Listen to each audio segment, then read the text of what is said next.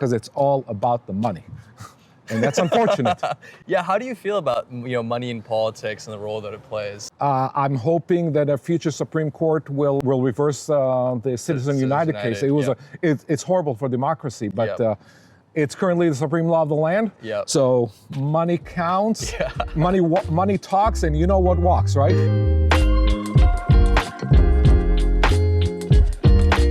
Well, I'm here with Al. Al is a voter in Cerritos. He's a former president of the Hubert Humphrey Democratic Club in Cerritos, which is where we met. And he just helped me out in getting filed for the ballot by doing a signature on our ballot petitions. And wanted to just take this opportunity to chat with you as well. And so my first question to Al, because you're a former president of a Democratic club, is why are you a Democrat? I'm a Democrat because I actually used to be a Republican. I'll be honest about that. I didn't know that. Yeah, I used to be a Republican, but it was very quick to see that their values and the Democrat and my values are completely misaligned. I'm definitely in favor of common sense criminal justice system. Yeah. I feel that death penalty doesn't do any good. I'm pro-choice.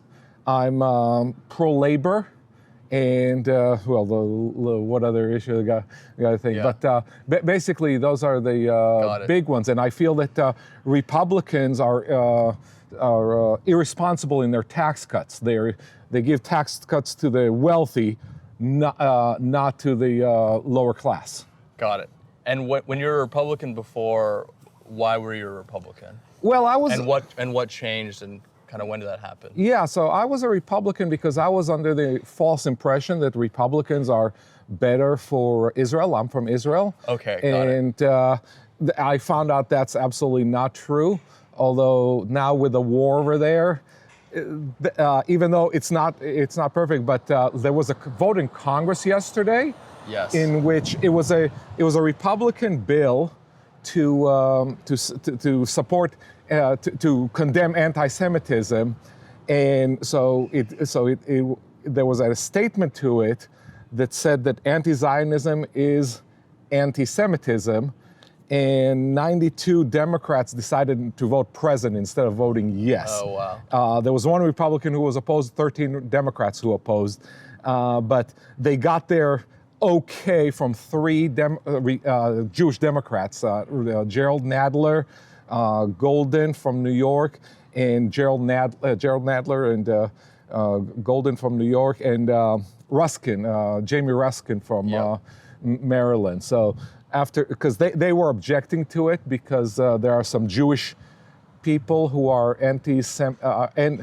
anti-Zionist for religious purposes because they believe that the state of Israel shouldn't form until the Messiah arrives. But so that's why they were objecting to it. But I disagree with them. Let's put it that way. Got it. So this is, every time I talk to you, I realize you're incredibly informed about what's going on week to week in Congress in a way that very few other voters I've talked to are. Just like knowing what happened in Congress this week, what the vote counts were. How do you find the time to do it? And, it seems like you're passionate about politics. Obviously, you've volunteered so much of your time to the party. What makes you want to do that? Well, I believe that it's very important to be informed, to understand what's happening, because these are our tax dollars, and basically these are people who represent me. Yep. and vote on my behalf. So that's why I want to know what they're doing, and basically whatever I can to counter them if necessary, or support them if they support my positions. So I've been a naturalized citizen 10 years, as you know, and you said you've been a naturalized citizen 35? 33 years, 33, yes. Okay. And your family's from Russia originally, you said? No, from Israel. Oh, from Israel. Yes, my grandfather grew up in Russia. Oh, got it. Yeah. So your family of Russian Jews, is that accurate? That's right, yes. Got it. I yeah. have some friends with that background as well. Yes. How do you think because you and I weren't born in this country, right? We're both Democrats. I'm very proud to be an American. Like you, I really try to be active in our democracy and vote and everything and be involved. Do you think being a naturalized citizen makes you gives you a different perspective than folks who maybe are just born here and born into citizenship? Kind of a loaded question, but Well, I hate to say it, but a lot of times I talk to my wife, and she doesn't know as much as I do, and she kind of feels ashamed. And I can tell you that I talked to my daughter. She's born here, and I told her the question that I had on my citizenship test, Yeah. which was what is the supreme law of the land? And the answer is the Constitution. Of course. I told her that, and I got it right during the exam. And then she had poli-sci, Yeah. and she was given questions from the citizenship test. And they got to that question, and she proudly said, "I know this one because my father told me that." Oh, that's awesome. That's a great moment. Oh, man. Yeah, one of the things I noticed is, so I became a citizen 10 years ago, and then I became an attorney 5 years ago. And then, in a couple of days, as you know, I'm filing for the ballot to run for the House of Representatives. And the oath you take to become a candidate, to become an attorney, and to become a citizen are almost identical, And the first thing that you have to swear allegiance to is The Constitution. the Constitution. To protect and defend. Do you think that the Constitution is at risk right now? Absolutely, absolutely. We saw what happened January 6, 2021. Yep. And I read that just yesterday, Sean Hannity asked Donald Trump if he would be willing to take an oath that he would not commit, I don't remember not commit any crimes or not abuse his power. I think that's what it was. Would you commit to not abusing power? And he refused to do that. So absolutely, we're in danger, yes. Yeah, I feel the same way. I also read that I don't know if you're aware that Mike Johnson, the new Speaker of the House, he released these videos of what happened January 6th, but he blurred the faces of people, and he publicly stated that it's to protect them from getting prosecuted. So basically, if you're there giving aid and comfort to people who are criminals, you don't belong in office. So. So absolutely, by the 14th Amendment. Yeah, the scary thing was, I don't know if you saw, Liz Cheney did an interview the other day, because she's out with a new book. I think it comes out today or yesterday, actually. Yeah, it came out.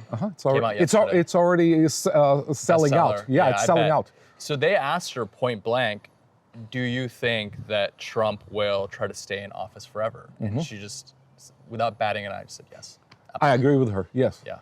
Right. Yeah, and it's hard to imagine, I just try to look at evidence, and what's happened before. Right. And just the facts. And he tried to do it once.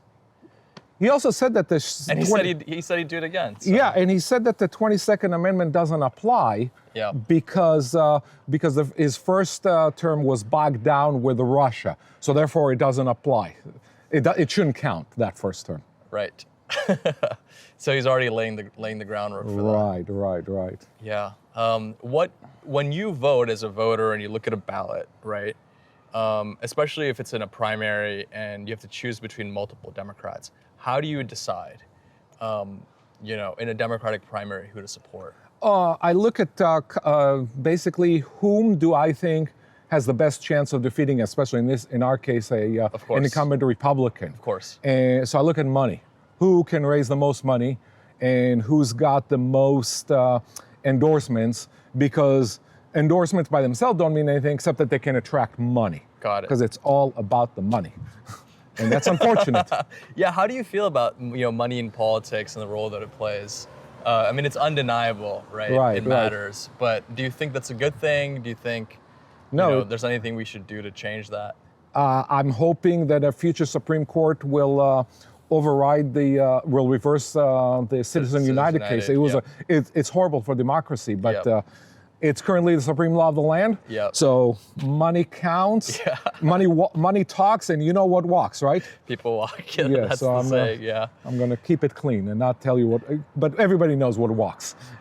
Yeah, it's a real challenge because, as you know, the incumbent raised $10 million last cycle, right? And so to go up against that, you have to either have the money or you have to have a way of reaching voters that doesn't require paid advertising. Because that's why, correct me if you think I'm wrong, but the main value of money in campaigns is you plow it into advertising and into paid media to reach voters, right?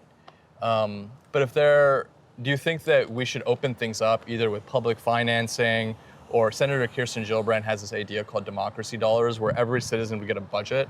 I think it's a couple $100 that they could invest in different campaigns that they like. Do you think that reforms like that are necessary, short of overturning Citizens United? Do you think that would help? I don't know if it would help. Yeah. I mean, it may be nice, but money doesn't buy votes. But what it does is name recognition. Yes. And voters don't vote for someone they don't recognize the name. Yes. So you're right that the bulk of the money goes to advertisement, but not all. You have to have a campaign operation. You cannot do this yourself. Right now, you're not video. Of course. You're not filming this video. You have someone who's filming it for you. So you have to have an operation, and that costs money. Absolutely. So. Yeah, I mean, my view is that it's important, but that it's not the most important thing. Yeah. But Very important. But it's always a balance. Yeah, it's always a balance. You were the one who educated me on the Korean War resolution. So I wanted to ask you about that. Until we talked about it, I didn't actually know that technically the Korean War is still, legally going on, right? You said that there was just a ceasefire, right? That's an issue that you care about a lot, and it was one of the things that you asked me. Do I support the resolution for ending the Korean War, which I do. Why is that something that you became so passionate about? Because you asked me that during a Democratic Club meeting, and then we talked about it afterwards. Why is that something that you care so much about? So it's something that I feel that we're doing a disservice to the Korean people. The war started out as part of the Cold War. The Cold War has ended. Right. But the Korean War still continues. And North Korea and South Korea cannot bring an end to the war without the U.S. because the war started out as an offensive by when North Korea invaded South Korea. Right. But then within 3 weeks, it changed from a war between North Korea and South Korea into a war between the United States and North Korea because the South Korean president, transferred command of the South Korean military to the United States. And that is still the case today. During active fighting, the command of the South Korean military switches over to the United States. So it's a war between North Korea and the United States, and we're still fighting that war. That's incredible. And the South Koreans and North Koreans cannot form peace and eventual reunification because there should not be two Koreas. This was another consequence of the Cold War, that we split Korea. That Germany got split at the end of World War II because they were the aggressors. They were the bad people. The Koreans were not the bad people. They were the victims of Japanese aggression. But instead of splitting Japan, the US and the USSR split the Koreans. So they're still suffering after almost 80 years. So it's time to bring that suffering to an end. And it's just so easy. All we have to do is just say, we're going to bring an end to the Korean War, just like we brought an end to the Vietnamese War. Right. And it can be done by an act of Congress, right? I don't know if it can be done by act of Congress as much as the president can do it. That Clinton ended the Vietnam War, and established diplomatic relations but he did that after he got an okay from John Kerry and John McCain. He didn't want to go against these two war heroes. So the thing is, there's really nothing stopping any of the presidents since the end of the Cold War. I think there have been 5 or 6 presidents that could have ended the war, but none of them has. Trump actually came the closest, but I think it was all show, no substance. I don't think he actually intended anything. I think he just wanted to show that he can get Kim Jong-un to yield to him. Well, they also had a little love affair, which is funny. He seemed to really like Kim. So. Well, yeah, I think he's intrigued by how much the North Korean peoples love their dictator, and he wants to figure. I think he wants to figure out the same love by the American people. I think. And how does this inform your view on Ukraine? Which I think is kind of probably the last question I had for you is, when you're looking at Ukraine or even Israel, maybe it affects your views there, but just what do you think is America's role in some of these foreign conflicts? Should we have a role?